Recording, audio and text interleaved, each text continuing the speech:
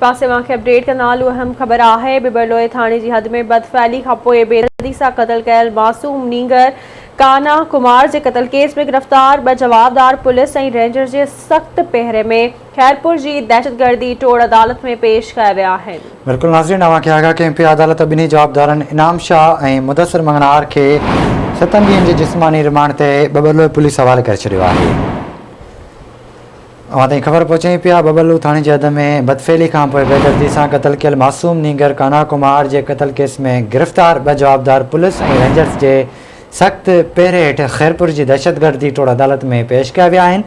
अदालत ॿिन्ही जवाबदारनि इनाम शाह ऐं मुदस्सिर मंगनहार खे 7 ॾींहंनि जे जिस्मानी रिमांड ते पुलिस हवाले करे छॾियो आहे। खबर शहर का नालो अहम खबर आहे। बिबरलोए थाने जी हद में बदफैली खां पोइ बेदर्दी सां क़त्ल कयल मासूम नींगर कान्हा कुमार जे क़त्ल केस में गिरफ़्तार 2 जवाबदारनि खे पुलिस ऐं रेंजर्स जे सख़्त पहिरे हेठि खैरपुर जी दहशतगर्दी टोड़ अदालत में पेश कयो वियो आहे। तफ़सील मालूम कंदासीं खैरपुर मां शकील जानी था। जी शकील, आगाह कजो। जी शकील, अपडेट कजो, कहिड़ा तफ़सील आहिनि?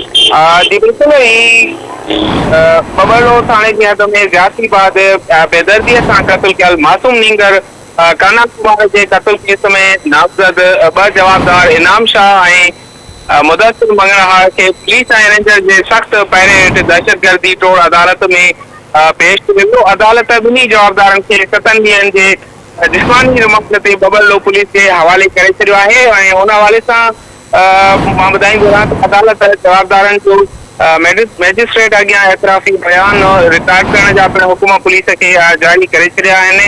त हुन हवाले सां मां ॿुधाईंदो रहां त बबरलो पुलिस पारां अदालत के जवाबदारनि जे 14 ॾींहंनि जे जिस्मानी रिमांड जी दरख़्वास्त कई वई हुई।